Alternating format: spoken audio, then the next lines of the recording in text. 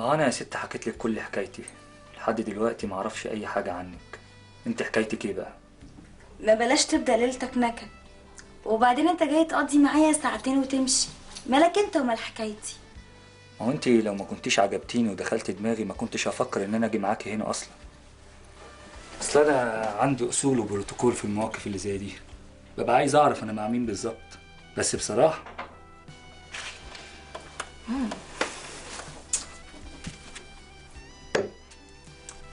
وانا هكدب عليك ليه؟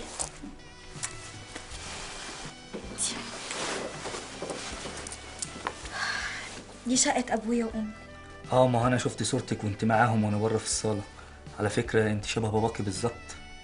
المهم، كنا عايشين كويس قوي، وكانوا موظفين كبار وماتوا في حادثة على الطريق الصحراوي وانا كنت لسه صغيرة.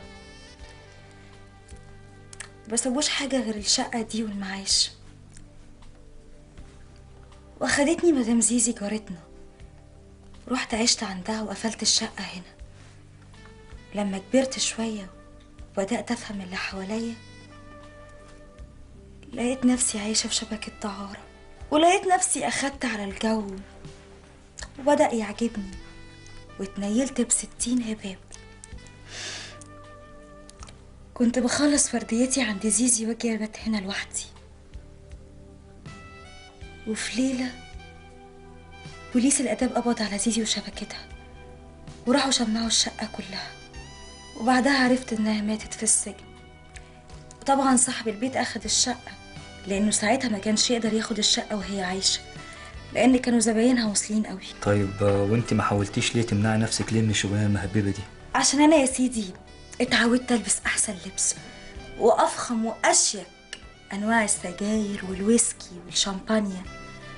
طبعا زيزي كانت موفرة لي كل ده، وخلاص اتعودت على كده ومعرفتش أغير. وبوليس الاداب ايه، مش خايفه منه ولا ايه؟ أنا أخاف ليه من بوليس الآداب؟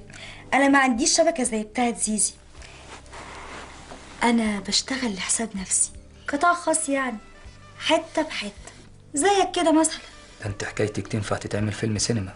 مش قلتلك؟ اديك اتنكدت بقى ومزاجك باظ.